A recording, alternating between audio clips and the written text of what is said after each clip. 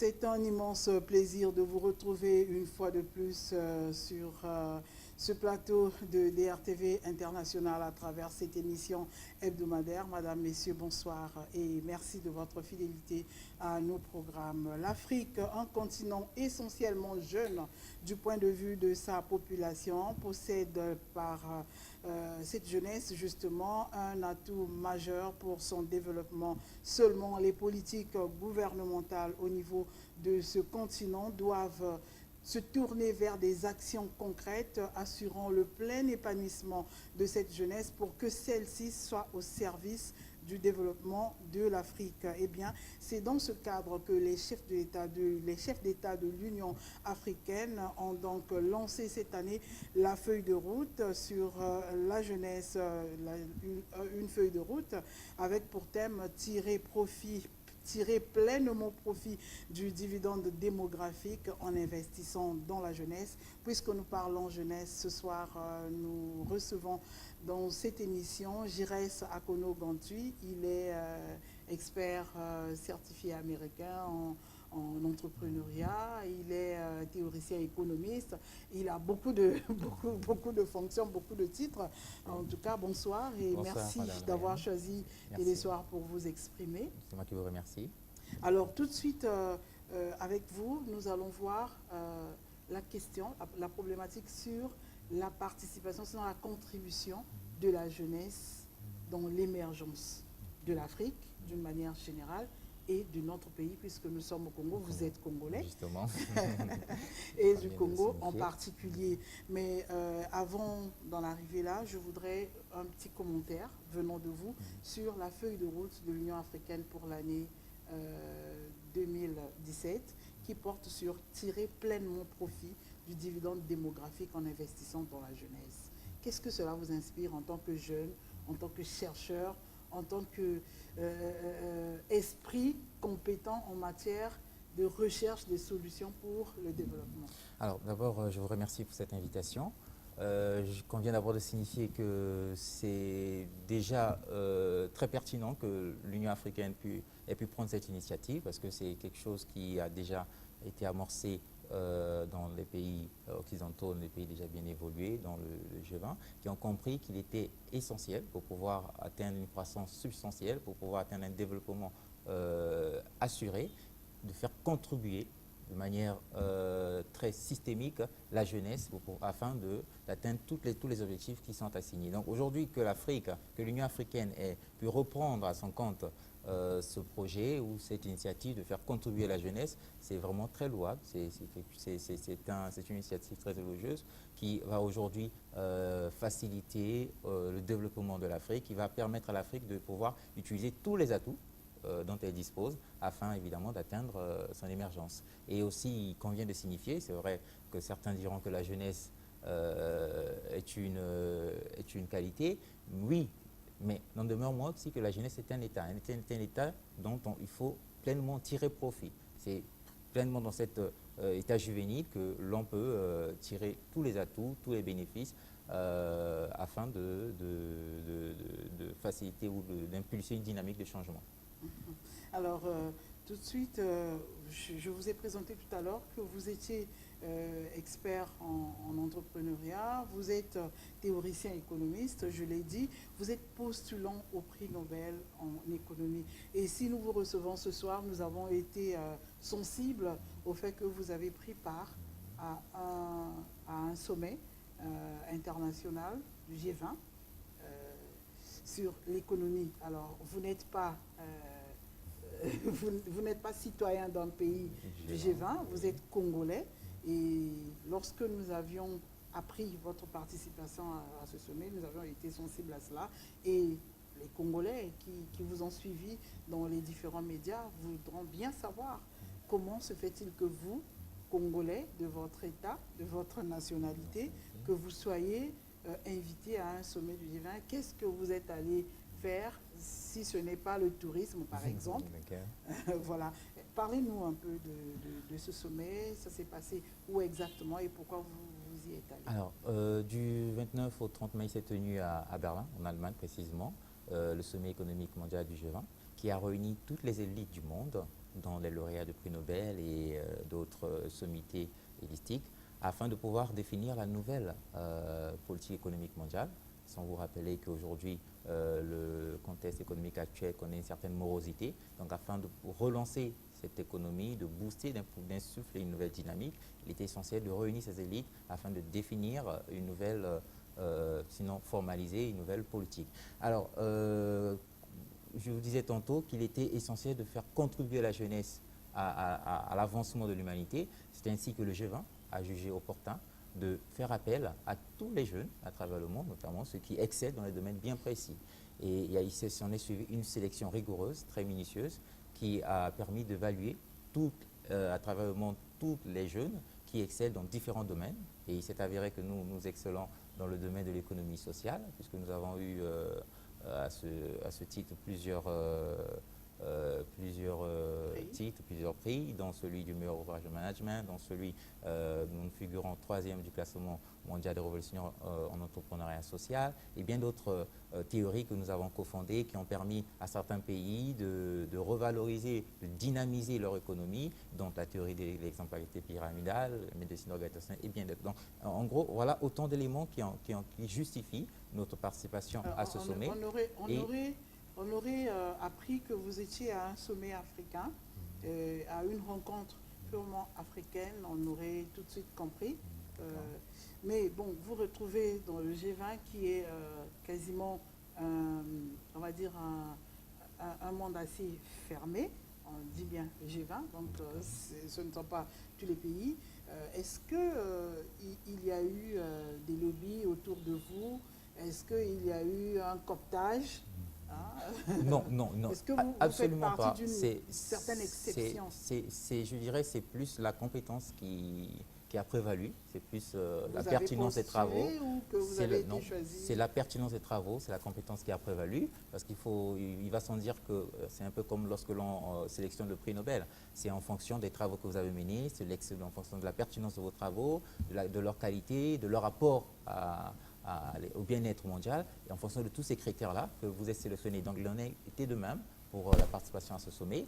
Nos travaux sont visibles à travers le monde. D'ailleurs, toutes nos publications sont faites, non pas seulement en ligne, mais sont en Europe, dans une grande maison d'édition. Donc c'est visible. Donc ils ont tout le temps d'apprécier et de voir effectivement ce que vous faites de manière tout à fait pertinente. Et comme je le disais tantôt, le G20 c'est vrai que vous dites que c'est un cercle fermé, mais vous constaterez que lorsque se tient même le sommet du G7 qui s'est tenu juste avant notre sommet du G20, auquel nous avons participé, lorsque le G7 se réunit, ils font toujours appel à quelques États, africains et autres. Pourquoi? Parce qu'il est important de quand même faire contribuer un tant soit peu différentes parties afin de définir quelque chose de beaucoup plus concret et de beaucoup plus consensuel. Donc il en est de même, lorsqu'on veut aujourd'hui définir la nouvelle politique économique mondiale, il est important de pouvoir intégrer les paramètres qui relèvent d'autres continents dans le continent africain, raison pour laquelle il était indispensable que nous, en tant qu'Africains, nous puissions participer, nous puissions être sélectionnés afin de participer à ce sommet, à ce haut sommet du G20. Alors, vous y avez été pour participer. Qu'est-ce que vous avez fait concrètement, vous, en tant qu'Africain, en tant que Congolais? J'ai envie de vous demander, est-ce que vous y êtes allé pour subir les leçons, les leçons des géants, voilà, des géants, pour que vous les rabattez non, dans pas votre exactement, pays, pas dans votre exactement. continent? Parce que d'autant plus que nous avons été sélectionnés sur la base de la pertinence de nos travaux, sur la base de ce que nous valons réellement. Alors, il nous a été assigné un certain nombre d'objectifs, notamment dans la conduite des travaux sur le Resilience and Inclusive Growth, c'est-à-dire la relance et la croissance inclusive. Donc, nous avons été amenés à travailler là-dessus, à proposer de manière concrète, en tant que panéliste, en tant qu'effectivement, auditeur, on va dire. En tant que postulant au prix Nobel de l'économie, puisque c'est un des statuts qui nous a permis de pouvoir prendre part à ce haut sommet. Donc voilà. Et donc nous avons proposé des pistes de solutions concrètes qui sont assignées ou plutôt formalisées dans ce rapport, le D20 Report. Donc toutes nos propositions ainsi que celles des autres élites sont formalisées dans ce rapport afin de pouvoir aujourd'hui permettre aux différents gouvernements du G20 de relancer leur économie sur des bases beaucoup plus saines. Et à ce titre, il nous a été même décerné je dirais un peu plus, je peux appeler trophée, une sorte de prix, en guise de reconnaissance pour les travaux que nous avons menés sur la Resilience and Inclusive Growth, qui paraît aujourd'hui essentiel à la bonne marche de l'économie. Donc on n'était pas en tant que touriste là-bas, ce n'était pas du tourisme intellectuel, mais c'était vraiment une contribution, je dirais, substantielle de l'Afrique, puisque nous avons eu également le statut de représentant Afrique. Donc une contribution substantielle de l'Afrique à la définition de la nouvelle politique économique mondiale. Comment aujourd'hui va être définie cette nouvelle politique économique mondiale, sur quelle base l'économie va pouvoir se refaire afin éventuellement de permettre l'atteinte des objectifs du développement et ainsi que voilà, le développement durable et aussi ceux des objectifs du millénaire de développement éventuellement. Donc voilà autant d'éléments qui ont permis, qui justifient effectivement notre présence à ce sommet. Et aussi, il serait peut-être important de signifier que si l'on apportait un accent particulier sur la jeunesse, c'est parce que effectivement la jeunesse a de quoi donner. La jeunesse a beaucoup à donner au développement du monde, a beaucoup à donner au développement social des nations. Donc, raison pour laquelle nous, en tant que jeunes, avions été invités à ce sommet où, comme vous regardez certaines des images, on retrouve la plupart du temps des personnes disons des seniors, des personnes d'un âge beaucoup plus avancé que nous. Voilà. Alors, vous y êtes allé en tant qu'Africain, en tant que Congolais. Est-ce que c'est vrai que ça fait partie des détails, mais c'est quand même bien pour nous de savoir, est-ce que vous avez été un représentant légal du Congo et de l'Afrique? Est-ce que vous avez reçu mandat de l'État congolais, par exemple, pour que vous le représentez? Est-ce que les autorités nationales étaient au courant du fait qu'il y a au sommet du G20 sur l'économie, il y aura un Congolais voilà. qui Une question tout à fait pertinente. Alors, le G20, ce sont des États. Et il se tient un sommet économique qui réunit les élites du monde. Mais ce sont des élites, notamment du G20. Alors, chaque élite représente un pays bien précis. Donc, lorsque vous y êtes invité, vous n'y allez pas en individualité. C'est vrai que les critères de sélection sont similaires à ceux du prix Nobel, c'est-à-dire qu'on vous sélectionne sur la base de la pertinence de vos travaux, sur la base de la qualité et de votre contribution à l'avancement de l'économie mondiale, mais il n'en demeure moins que vous êtes originaire d'un pays. Donc quand vous y rendez à un sommet où se retrouvent les États, où vous représentez l'État, il est essentiel que votre État ou votre pays de provenance en soit informé. C'est ainsi que après la sélection, après que nous avons reçu la note officielle, nous informons que nous sommes appelés à intervenir au sommet économique du G20, il est essentiel de pouvoir nous rapprocher des autorités congolaises pour leur faire part de cette invitation, notamment que le Congo, de par mon entremise, est appelé à assister au sommet économique du G20. Donc voilà, d'une part, comment s'est fait la sélection, qui a permis à ce que nous puissions nous y rendre, et de l'autre côté, comment que l'État congolais a été informé, puisque de par l'entremise du ministère de la Jeunesse, puisque c'était un sommet où nous y allons en tant que jeune élite du monde aussi, puisque nous avons eu ce statut de lauréat du jeune élite du monde. Donc le ministère de la Jeunesse a été informé, il nous a plus ou moins accompagnés dans la délivrance d'une note de participation, une note de présentation, ainsi que l'ordre de mission qui a été établi par le Premier ministre, afin de pouvoir éventuellement informer à ceux qui nous invitent à ce sommet qu'effectivement le Congo valorise, le Congo prend à cœur, tient à cœur à ce que la jeunesse soit valorisée dans la participation à de tels sommets. Donc voilà en quelques mots. Qu'est-ce qui justifie, comment la procédure, comment s'est passé concrètement, et ce qui a fait que nous puissions participer à ce sommet. Donc, le Congo, nous n'avons pas été sélectionnés par le Congo, c'est le G20 qui nous sélectionne, comme se fait par exemple actuellement le sommet du G20, le mini-sommet du G20 avec les deux chefs d'État africains. C'est le G20 qui sélectionne et qui ensuite fait part au gouvernement que voilà, nous avons retenu un de vos ressortissants pour pouvoir assister au sommet économique mondial du G20. Alors, nous allons observer une courte pause et on se retrouve tout de suite après pour la suite de notre émission.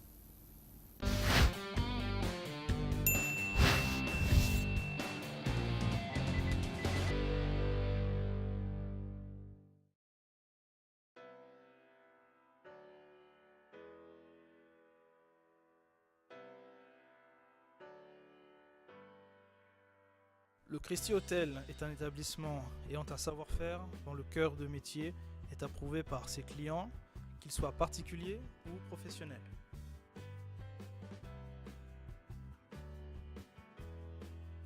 Composé d'une équipe jeune et dynamique, le Christie Hotel de Mukondo est d'abord une famille animée par la passion de l'hôtellerie. Votre sécurité et votre confort sont notre priorité.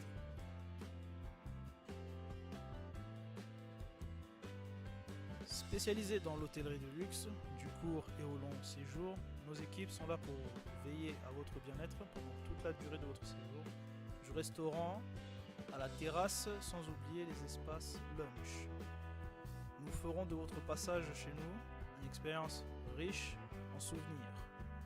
Pour plus d'informations, ou si vous souhaitez réserver une chambre, appelez le 00 242 05 670 21 21 ou le 00 242 01 670 21 21 et visitez notre site christiehotel-cg.com.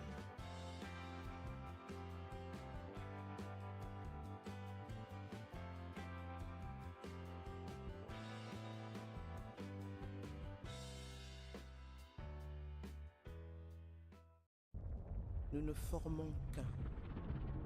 Nous brisons les barrières. Nous espérons. Nous rêvons. Nous jouons.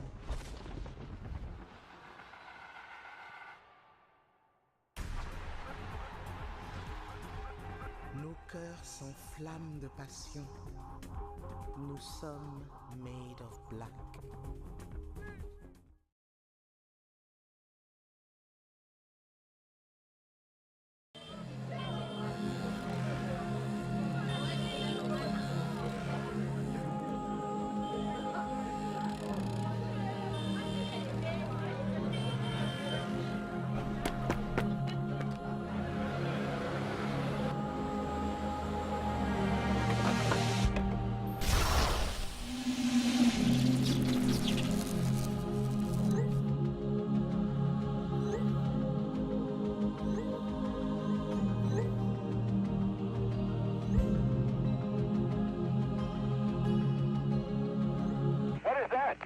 Major breaking news.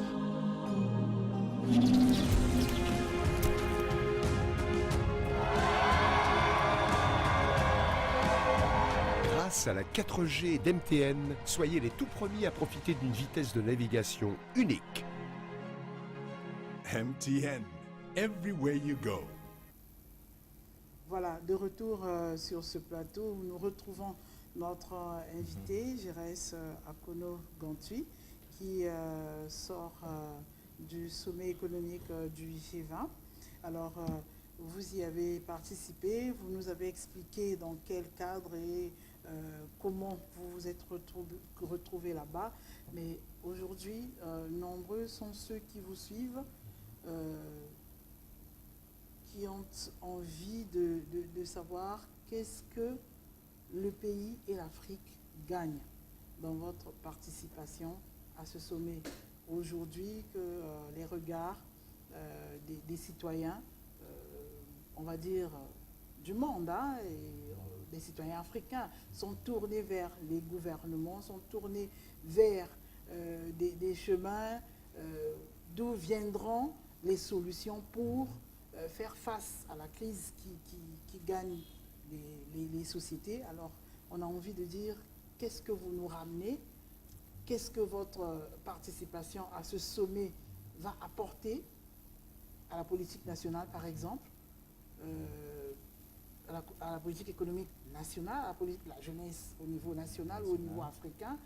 En gros, quelles sont les retombées pour le pays et pour le continent Alors, si je dirais une question aussi assez judicieuse. D'entrée de jeu, je parlerai d'abord de ce D20 Report, c'est-à-dire c'est un rapport qui formalise les recommandations concoctées par les différentes élites du monde afin de booster, pour ne pas dire relancer, la nouvelle économie actuelle et de permettre effectivement d'atteindre un développement beaucoup plus serein. Donc, il y a d'abord ce rapport dont l'Afrique bénéficie, notamment aussi le Congo, qui sont inspirés pour l'élaboration de ces différentes politiques, Tout en sachant que déclinaisons. ce sont des recommandations qui ont été faites sur la base des constats des pays du G20. Non, pas du Nous G20. n'avons pas pratiquement les mêmes réalités. Ce sont des raisons pour lesquelles il y a eu des Africains, dont un Congolais, dont un Africain que je suis, qui a pu participer à ce sommet, pour effectivement intégrer les réalités africaines, pour effectivement permettre à ce que les réalités des différents pays sous-développés ou les pays du tiers-monde soient prises en compte. Parce qu'il faut signifier par là, juste pour la petite parenthèse, que nos travaux se sont beaucoup plus basés sur les réalités des pays africains et ont permis à certains pays, dont le Rwanda, le Lesotho, de se démarquer des phénomènes tels que la corruption et autres. Donc ça veut dire que c'est des travaux qui prennent vraiment en compte le côté empirique, le côté factuel de ces pays-là. Donc nous avons participé à ce sommet, nous avons proposé des solutions concrètes qui sont formalisées dans ce rapport-là, qui prennent en compte les réalités africaines. Donc c'est déjà un avantage substantiel que l'Afrique ou que le Congo puisse pouvoir avoir à disposition ce rapport qui va faciliter un certain nombre va faciliter notamment l'élaboration de certaines politiques beaucoup plus concrètes et congruentes compte tenu du contexte. D'une manière très pragmatique, parmi les recommandations, est-ce que vous pouvez nous citer une des recommandations que nous pouvons tout de suite comprendre et qui peut être une recommandation qui est adaptable au contexte, par exemple, national ou au contexte africain? Voilà, une recommandation toute simple, par exemple, aujourd'hui, il y a ce que nous sommes en train de développer, ce qu'on appelle l'ingénierie entrepreneuriale, qui va permettre de pouvoir attirer ce qu'on appelle les Brain Business Angels. Ils sont déjà informés, mais il reste tout simplement à pouvoir. Je vais expliquer alors. C'est quoi les Brain Business Angels? Les Brain Business Angels, ce sont des investisseurs qui investissent dans les élites nationales des différents pays. Donc chaque fois qu'ils détectent une élite, par exemple au Congo, s'ils détectent qu'il y a de la compétence, il y a du potentiel dans tel domaine, ils sont prêts à investir de façon vraiment, je dirais, généreuse, afin de promouvoir le développement social du Congo.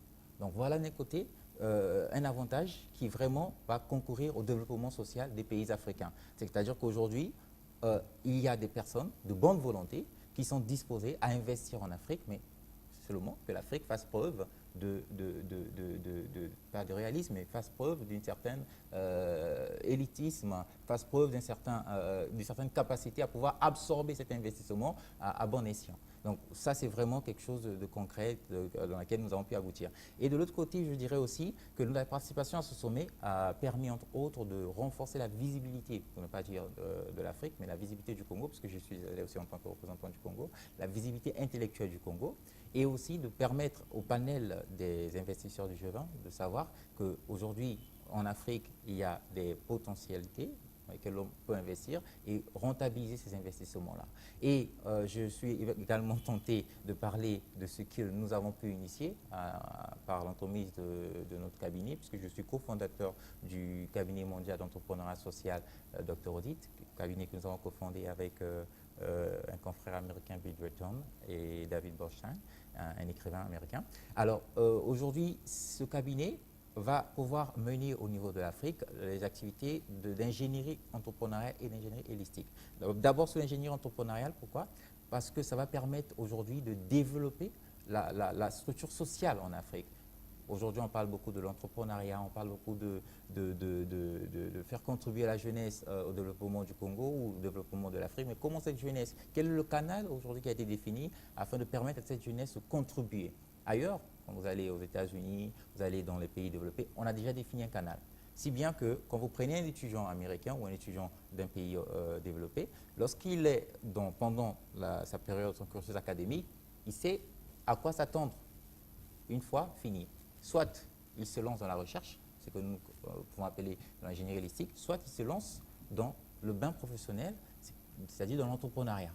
Et comment il est arrivé à se lancer? C'est parce qu'il est préparé d'avance. Il a ce qu'on appelle aujourd'hui des modules d'ingénierie entrepreneuriale et holistique qui sont enseignés, vulgarisés dans ces écoles-là. Mais seulement au niveau de l'Afrique, c'est pratiquement, c'est quasiment inexistant. Ça commence, la preuve, il y a quand même une orientation vers la formation qualifiante aussi. Voilà, plus ou moins.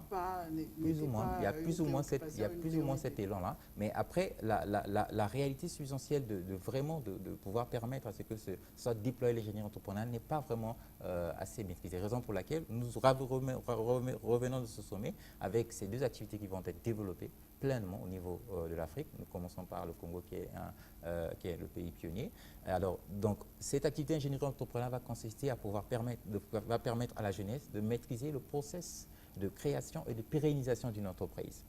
Très souvent, lorsqu'on parle de l'entrepreneuriat, beaucoup pensent... Dit comme ça, c'est tellement vaste et vague. Voilà. Comment allez-vous procéder justement à mettre en évidence, en exergue cette ambition que vous avez de pouvoir faire bénéficier la jeunesse congolaise, notamment le pays, d'une manière générale, de cette expérience que vous ramenez? Alors, c'est tout à fait simple. Nous envisageons déjà, parce que nous avons déjà initié les courriers à l'endroit des différents ministères, le ministère de l'enseignement supérieur, parce qu'on va s'attaquer à la couche estudiantine, le ministère de la jeunesse éventuellement, et bien d'autres ministères, de manière à ce qu'on puisse avoir la possibilité de mener, ou pour ne pas dire animer, des séminaires, je dirais les séminaires de sensibilisation, pas des formations, de sensibilisation, de manière régulière, et éventuellement de développer ce que l'on appelle une sorte d'incubateur en ingénierie entrepreneuriale. C'est-à-dire qu'on va prendre un certain nombre de jeunes qui vont être formés en ingénierie entrepreneuriale, qui vont être formés à la maîtrise du process de création et de pérennisation d'une entreprise. Et une fois que ces jeunes vont être outillés de manière à pouvoir créer leur propre entreprise, ils vont être inscrits sur une plateforme de financement, ce qu'on appelle aujourd'hui le crowdfunding. Et juste, il conviendrait de signifier que par là, nous avons également développé une plateforme de crowdfunding, ou Calais, qui est une plateforme qui est très avancée, je dirais la première plateforme de crowdfunding d'Afrique subsaharienne, déjà très évoluée en Afrique de l'Ouest, en Côte d'Ivoire. Aujourd'hui, on est en train de se déployer au Congo, vu que c'est quelque chose de très nouveau. Donc, cette plateforme de crowdfunding va permettre à ces jeunes qui ont des projets de création d'entreprise, ou qui sont déjà, parce qu'ils vont être formés grâce à cet incubateur d'ingénierie entrepreneuriale, à la création d'entreprise et à la façon de pouvoir pérenniser cette entreprise-là. Et une fois que ce projet est conçu, ces jeunes, pour leur financement, sont inscrits sur cette plateforme-là. Et cette plateforme va permettre de faire appel à ce dont je disais tout à l'heure, des business angels, des bonnes business angels qui vont pouvoir investir dans ces projets. Gracieusement, ou que ce sont des prêts, alors, ce sont des crédits? Alors tout dépendra tout dépendra du caractère du projet. Il y a des projets de création d'entreprise qui font l'objet éventuellement de levées de fonds tout à fait gracieuses, à titre vraiment, parce qu'il y a un certain impact social. L'impact social est tellement avéré, tellement pertinent que ça motive certains investisseurs à pouvoir investir de façon tout à fait gracieuse. Mais il y a d'autres projets qui vont nécessiter une certaine contrepartie, mais une contrepartie, je dirais, tout à fait anodine, qui ne va pas vraiment handicaper, pour ne pas dire pénaliser le bénéficiaire. Donc voilà, de façon tout à fait, je dirais, sommaire, ce qu'il en sera ou ce qu'il en est de l'ingénierie entrepreneuriale que nous allons déployer, que nous comptons déployer au niveau du Congo afin effectivement de booster son développement social. Et de l'autre côté, vous avez également l'ingénierie holistique. L'ingénierie holistique, ça va porter beaucoup plus sur la valorisation de l'élite congolaise. C'est-à-dire qu'aujourd'hui, beaucoup de pays, c'est un modèle de développement que certains pays ont choisi. Quand vous prenez les pays de la zone helvétique, ils ont choisi ce modèle de développement, dans le Danemark, la Suède et autres, de pouvoir valoriser leur élite. C'est-à-dire qu'ils ont compris qu'à force d'élever et de valoriser cette élite afin d'obtenir des titres honorifiques, dont les prix Nobel ou les médailles Zéphite et autres, ça a aussi un impact dans l'attractivité, non seulement intellectuelle, mais l'attractivité en termes d'investissement. Ça attire aussi les investisseurs de savoir que ce pays-là a des sommités ou a des sommités intellectuelles, a une élite qui nécessite, qui vraiment fait appel à ce que nous puissions y investir. Donc il y a plusieurs modèles, donc c'est pour ça que nous voulons essayer de réunir tous ces modèles-là pour pouvoir optimiser les chances de développement, aussi bien du Congo et de l'Afrique. Donc l'ingénierie entrepreneuriale, l'ingénierie holistique, c'est deux activités qui vont être couplées et qui vont être déployées au Congo et en Afrique afin de favoriser, pour ne pas dire booster l'émergence du Congo et notamment de l'Afrique aussi. Alors, il s'agit là d'une mission noble que vous comptez déployer. Est-ce que au stade où nous sommes, vous avez essayé de faire une étude de terrain, par exemple, pour voir quels sont les besoins, par exemple, de notre société et quelle est la réalité de notre société en termes de jeunesse, quand je parle de la société, pas forcément la société congolaise, mais la société africaine, quelle est la réalité et comment justement faire de telle sorte que cette réalité, si elle est positive, on peut la conserver ou la booster. Effectivement, les études de terrain, les études ont été menées, puisque je suis moi-même, en tant que scientifique, je dois m'inscrire dans une approche cartésienne et rationnelle. Je ne peux pas me lancer proposer une approche de solution sans au préalable avoir mené un certain nombre d'études empiriques. Les études empiriques ont été menées, raison pour laquelle je vous parlais tout à l'heure qu'il s'agit là non pas d'une sensibilisation, d'une formation à l'entrepreneuriat, non, ce n'est pas de la formation à l'entrepreneuriat, mais c'est de l'ingénierie entrepreneuriale, c'est tout à fait différent. Il y a la nuance. La nuance, c'est tout simplement parce que l'ingénierie entrepreneuriale, il s'agit là de pouvoir, c'est une approche qui permet de maîtriser le process de création et de pérennisation d'une entreprise. Je vous explique. Au niveau du Congo ou au niveau des pays africains, on pense très souvent qu'il s'agit le plus dur à faire, c'est de créer une entreprise. Non. C'est pour ça que vous constaterez que beaucoup se lancent dans la création d'entreprises. Mais là où le bas blesse, c'est que quand vous prenez la réalité africaine ou la réalité notamment du Congo, la durée moyenne de vie d'une entreprise, vous savez, elle est de combien? Elle est de 2 ans. C'est-à-dire que quand une personne initie ou crée une entreprise, au bout de 2 ans, on ne compte pas la première année. Si on peut compter la première année, on dirait même une année, parce que la première année, c'est l'année de décollage et autres. Mais au bout de 2 ans, elle atteint son pic et elle meurt. Et ça, c'est vraiment quelque chose, c'est aberrant. C'est vraiment des statistiques qu'on a relevées, c'est quelque chose d'aberrant. Et donc, lorsqu'on fait ces études, on faisait nos études d'investigation, on est tombé sur ce genre de réalité, et c'est la réalité congolaise. La durée moyenne de vie d'une entreprise ne dépasse pas les 3 ans. C'est triste. Pourquoi? Parce que les gens pensent tout de suite à l'entrepreneuriat, ils pensent qu'il s'agit tout simplement de créer une entreprise, et ils savent, non, le problème n'est pas de créer une entreprise. Le plus dur, ce n'est pas de créer, mais de pouvoir pérenniser. Pourquoi? Parce qu'une entreprise, tout comme un être vivant, a un cycle de vie. Et si, lors de sa création, vous n'envisagez pas de mettre en place des dispositifs afin de maîtriser ce cycle de vie-là, tout de suite, vous tapez à côté. Raison pour laquelle l'ingénierie entrepreneuriale prend en compte non seulement la création, mais la pérennisation également. Comment pérenniser son entreprise. Donc, nous apportons les outils, les dispositifs pour pouvoir permettre à ce que non seulement l'entreprise puisse en amont être créée, mais après, par la suite, savoir être pérennisé, pour ne pas dire aussi, devoir rentabiliser, viabiliser à la suite du temps. Donc, il y a cette activité d'ingénierie entrepreneuriale qui va être déployée et que nous avons déjà plus ou moins déployée l'année passée, puisque nous avons commencé dans certaines écoles, je dirais dans certaines écoles supérieures au Congo, dans l'EAD, même l'université Marin-Gwabi. Voilà. Oui, l'université Marin-Gwabi. Nous avons mené certaines séances de sensibilisation en ingénierie entrepreneuriale dans ces écoles, l'université Marin-Gwabi, l'EAD et bien d'autres écoles dans lesquelles nous avons mené ces séances de sensibilisation de façon à ce que les étudiants soient informés, soient sensibilisés sur l'ingénierie entrepreneuriale. Et nous avons même aujourd'hui, nous sommes actuellement en train de déployer, donc très bientôt, nous serons dans la phase de déploiement de la plateforme au Calais pour pouvoir effectivement faire savoir aux étudiants que vous êtes porteur d'un projet de création d'entreprise viable, vous pouvez aujourd'hui recourir à un financement qui n'a aucun lien gouvernemental, un financement tout à fait, je dirais, indépendant, parce que beaucoup de jeunes se disent que bon, j'ai un projet, pour que ce projet soit financé, il faut que je puisse recourir au gouvernement, mais non, le problème n'est pas là. Le problème, c'est que lorsqu'on a un projet qui est porteur de création d'entreprise, il faut savoir, se donner un moyen de financer ce projet-là. Et entre autres moyens, il y a le crowdfunding, le financement participatif, qui permet vraiment de pouvoir booster le développement. Et ce serait convenable de pouvoir signifier que vous connaissez certainement la Silicon Valley aux États-Unis.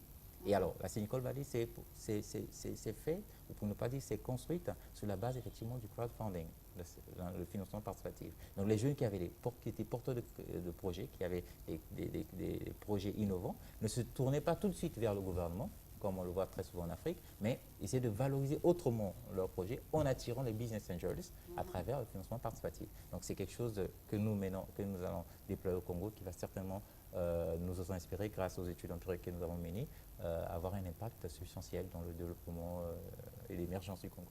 Alors tout à l'heure, en parlant de la prochaine mise en œuvre de votre ambition en ce qui concerne la création des jeunes en ingénierie entrepreneuriale, vous avez parlé beaucoup plus de la population estudiantine.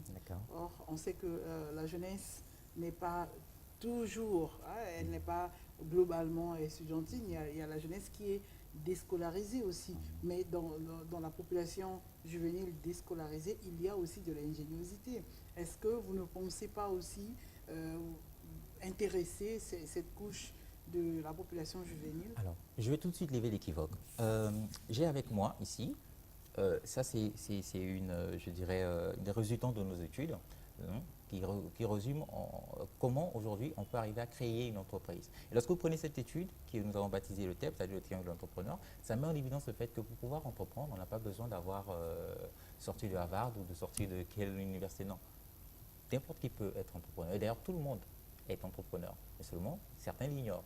D'autres, tant soit peu, essaient de l'assumer, mais d'autres encore l'assument. Donc, c'est pour répondre à votre question que s'il n'y a pas que la jeunesse estudiantine qui peut entreprendre, même la jeunesse déscolarisée peut éventuellement entreprendre, mais seulement, il suffit de pouvoir les accompagner et de mettre le cadre qu'il faut.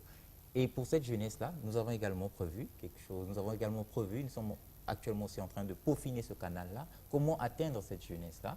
Raison pour laquelle nous allons entrer en collaboration très bientôt avec le ministère de la Jeunesse afin de pouvoir toucher toutes les différentes couches juvéniles qui ne sont pas dans le, je dirais, segment estudiantin et les faire bénéficier de cette ingénierie entrepreneuriale. Mais déjà de notre côté, du côté du cabinet, nous avons commencé par, je dirais, intéresser les jeunes qui sont malheureusement, bon, pas malheureusement, mais les jeunes qui sont dans les orphelinats. Donc actuellement, le cabinet a repéré un certain nombre d'orphelinats au Congo où certains jeunes bénéficient de cette formation en ingénierie entrepreneuriale. Dans l'orphelinat, il y a un Bangaï qui se trouve au niveau, je crois, de la préfecture, et d'autres orphelinats au niveau de Mukondo, ainsi que d'autres qui sont repartis sur le territoire congolais, qui bénéficient aujourd'hui, ces jeunes orphelins qui bénéficient On mettait un accent sur le social. Voilà.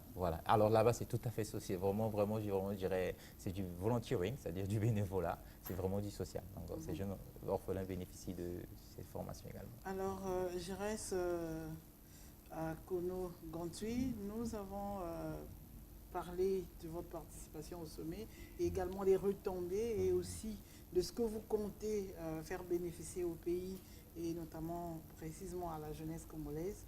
Mais ce soir, dites-nous un peu quelle est votre perception du développement, de l'émergence du continent africain en tant que jeune. Alors, il y a de l'espoir. Alors, je dis toujours qu'il y a de l'espoir. Pourquoi? Parce que je ne suis pas de ceux qui voient le verre à moitié vide. Il est à moitié plein. Pourquoi? Parce que du moment où l'on a déjà une petite volonté de vouloir faire changer les choses, c'est déjà beau. Et l'Afrique a cette volonté-là.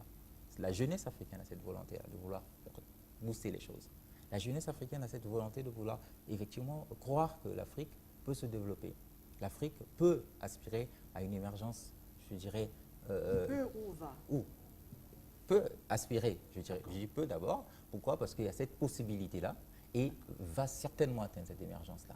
Donc, on n'est pas dans une, je dirais, dans une approche attentiste, mais plutôt dans une approche proactive. Et la jeunesse africaine se veut proactive, raison pour laquelle aujourd'hui les jeunes africains que nous sommes, et donc le jeune africain que je suis, a pu participer à ce sommet. Et ce n'est pas des travaux que nous avons menés en une année, c'est des travaux qui, voilà, pendant 10 ans et autres, que nous menons les travaux afin de pouvoir valoriser l'Afrique à des hauts sommets. Nous avons atteint le premier pas, il nous reste le second pas à franchir, qui est celui du prix Nobel, et qu'il nous reste encore un autre pas à franchir, qui est celui d'intéresser toute la jeunesse africaine, quitte à leur faire comprendre qu'on a du potentiel. Et ce potentiel ne peut être valorisé que si et seulement si on prend conscience qu'on a ce potentiel à valoriser. On n'a pas à attendre que quelqu'un d'autre vienne nous dire, écoutez, vous avez du potentiel, vous avez ceci. Non, on sait ce qu'on est et on doit se faire valoir par ce qu'on est. Donc je crois fermement que l'Afrique va se développer, je ne dirais pas peu, mais va se développer. Je crois fermement que la jeunesse africaine aujourd'hui, qui se veut proactive, comprend la nécessité de se valoriser à travers sa représentativité dans les hauts sommets ou dans les différents cercles. Je crois fermement, pour revenir dans le cas du Congo, que même la jeunesse congolaise aujourd'hui comprend et arrive à cerner que l'on ne saurait atteindre l'émergence sans elle. Peut-être je pourrais parler également du projet du chef de l'État qui a fait un accent qui a porte un accent particulier sur la nécessité d'intégrer la jeunesse dans le développement, parce que sans la jeunesse, on ne peut pas aujourd'hui avoir un pilier essentiel à l'émergence. Donc c'est vraiment une invitation et ponctuellement à tous les Africains, à tous les jeunes Africains, de se valoriser et de croire en soi, de savoir que l'on a du potentiel et l'on peut valoriser ce potentiel-là. Alors, vous avez écrit sur le management social, si je ne me trompe pas. Publié dans ce domaine. Vous avez publié sur le management social. Ça veut dire que vous avez fait quand même une étude des sociétés avec un modèle certainement de société que vous avez proposé. Alors, lorsque vous faites la lecture de la société africaine, qu'est-ce que vous pensez que l'Afrique doit immédiatement, puisque nous avons face à nous le défi, le défi du quotidien, le défi face à la crise, il y a beaucoup de défis à relever. Alors, immédiatement, quelle peut être la réaction de l'Afrique et dans quel domaine l'Afrique doit déjà chercher des mécanismes, des moyens de sortie de la situation actuelle? Alors, je pense qu'il va de soi que l'Afrique, je vous disais tantôt que l'Afrique a du potentiel, mais quelque part, il faut reconnaître qu'il y a des goulets d'étranglement, des éléments ou des facteurs qui empêchent à l'Afrique de pouvoir effectivement se développer ou s'épanouir. Et entre autres éléments, il y a le problème de la malgouvernance, le problème de la corruption. Alors pourquoi je reviens sur ça?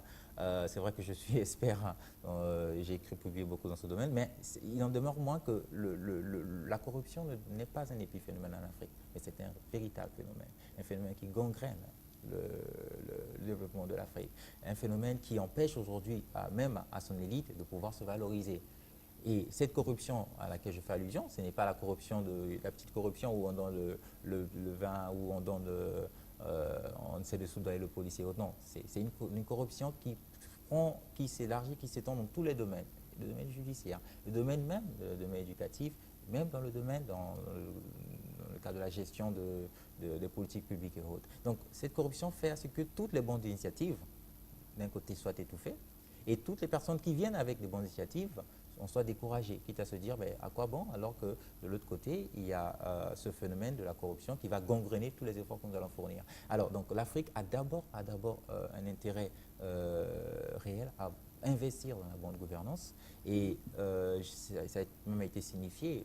J'ai suivi le débat sur la sortie du CFA, juste pour la petite parenthèse, la sortie du CFA, est-ce qu'il faut sortir du franc CFA ou autre, mais il y a certains experts qui ont souligné avec pertinence qu'avant de penser sortir du CFA, il faut d'abord améliorer sa gouvernance. Et ça, c'est quelque chose de substantiel. Donc l'Afrique a tout intérêt à améliorer sa bonne gouvernance avant de vraiment tirer profit, d'optimiser ses chances de développement. Donc le problème de la crise en Afrique, on parle de crise, certes, mais quand vous regardez bien dans quel secteur se situe cette crise, vous prenez le cas de certains pays, le Rwanda, le Lesotho et autres, vous verrez bien, ces pays-là ne sont pas gangrénés, ne subissent pas, affectés par la crise. Pourquoi? Parce que ces pays ont su mettre en place certains dispositifs de bonne gouvernance, certains dispositifs de redevabilité, de accountability, si je puis reprendre le terme anglophone, afin de pouvoir se préserver contre toute forme de malgouvernance et de consolider leurs acquis. Donc, c'est vraiment, en un mot, quelque chose que l'Afrique doit pouvoir s'approprier, la lutte contre la corruption et la promotion de la bonne gouvernance. Alors, pour terminer, puisque la question ce soir est celle de savoir comment la jeunesse, d'une manière générale, la jeunesse africaine, la jeunesse congolaise, la jeunesse peut-elle être un pilier important de l'émergence, un pilier important du développement de son environnement. Alors, quelle est votre réponse ce soir? Alors, je disais d'abord tantôt qu'il faut que la jeunesse se prenne en charge.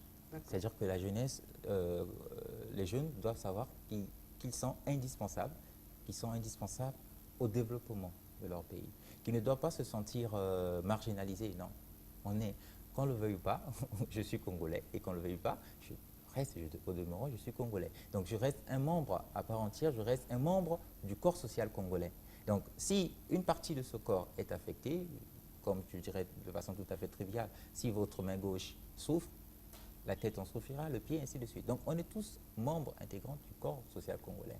tous membres intégrants du corps social africain, si je puis prendre ça des choses en généralité. Donc, on doit pouvoir assumer d'abord notre place, assumer notre identité et se reconnaître soi-même. Arriver même à dire, je serais même tenté de dire, de connaître son identité sociale et assumer cette identité sociale. Ne pas attendre que la société vous donne un nom, mais arriver à pouvoir se donner un nom au sein de la société. Et se donner un nom au sein de la société passe par beaucoup d'approches. Pourquoi? Parce que la société est un vide. La société est un vide à combler. À combler par qui? À combler par les compétences que chacun de nous peut avoir. Il y en a qui ont des compétences en politique, d'autres ont des compétences en économie, d'autres ont des compétences dans le civique, d'autres ont des compétences en physique, en chimie, et ainsi de suite. Et chacune de ces personnes qui arrivent à assumer ces compétences, à se dire que bon, moi je peux apporter à la société telle compétence en physique, moi je peux apporter à la société telle compétence en politique, telle compétence en économie, telle compétence sociale, et c'est ça qui arrive, c'est ça qui permet de pouvoir trouver le juste équilibre et promouvoir le bien-être social. Donc il faut d'abord que la jeunesse arrive à s'assumer, à ne pas se marginaliser et à savoir que en tant que jeune, on a du potentiel et on est un outil important, je dirais, substantiel au développement de son pays. Donc on ne peut pas aujourd'hui émerger sans passer par la jeunesse, mais il faut que ce soit une jeunesse responsable, une jeunesse qui arrive à s'assumer et qui arrive à pouvoir occuper sa place. Et je serais en même tenté de parler de ce que disait même Martin Luther, qui sont des propos très pertinents, qui est à savoir qu'on peut être le meilleur, quoi que l'on fasse. Si je ne peux pas briller comme le soleil, parce que le soleil, c'est vrai, dans sa splendeur brille, tout le monde apprécie le soleil, mais je peux au moins me contenter de briller comme l'étoile qui illumine le ciel à la nuit tombée. Donc que les jeunes arrivent à assumer leur place et à savoir qu'ils ont un rôle à jouer, peu importe leur statut social, peu importe la situation dans laquelle ils se trouvent, mais qu'ils ont Alors, ce rôle à jouer. un mot pour conclure sur l'immigration qui aujourd'hui est un phénomène, l'immigration clandestine bien sûr, qui aujourd'hui est un phénomène qui gangrène la jeunesse au niveau continental. Alors, c'est tout simplement, si vous regardez bien parmi les facteurs d'immigration, pourquoi ces jeunes immigrent? Tout simplement parce qu'ils se disent qu'il n'y a pas, d'abord, il y a ce phénomène de marginalisation, ils se sentent marginalisés en Afrique. Certains se disent qu'ils ne sont pas valorisés quand ils restent en Afrique. On en a vu certains bien qu'ayant, parce que vous parlez de l'immigration, c'est vrai, vous essayez de prendre l'immigration sous le volet de ces jeunes qui sont peut-être au chômage, qui vont chercher de l'avenir. Oui, c'est vrai, il y a ces jeunes-là qui vont parce qu'ils veulent un avenir meilleur. Mais il y a aussi d'autres jeunes que vous ignorez. Il y a d'autres jeunes que vous ignorez dont on parlera peut-être de la fuite de cerveau, d'autres jeunes qui immigrent parce que dans leur pays, ils ne se sentent pas valorisés. Leurs recherches en physique ou en chimie ou dans le domaine scientifique ne sont pas valorisées, donc ils sont obligés de pouvoir aller dans ces pays-là. Donc il y a toutes ces formes d'immigration qu'il faut prendre en compte. Et ça, quand vous regardez parmi ces facteurs, les causes, c'est tout simplement la question de marginalisation. Dans leur société, ils se sentent marginalisés, ils n'arrivent pas à trouver leur juste place dans la société et du coup, ils pensent pouvoir la trouver à l'extérieur.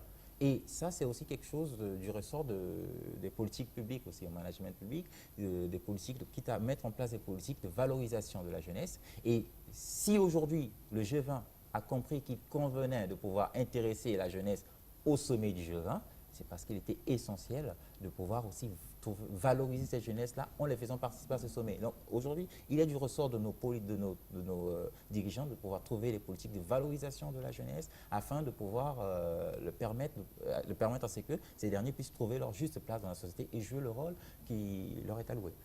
Alors, Jiré Sadkono Gantui, merci d'avoir accepté notre invitation. Je rappelle à tous les téléspectateurs qui nous ont pris en cours que ce soir, il s'est agi de la question relative à la jeunesse, pilier de l'émergence. En tout cas, avec notre invité, nous avons parlé de sa participation au sommet économique du G20 en tant que Congolais d'origine et de nationalité, et également l'apport de ce sommet dans l'élaboration des politiques nationales.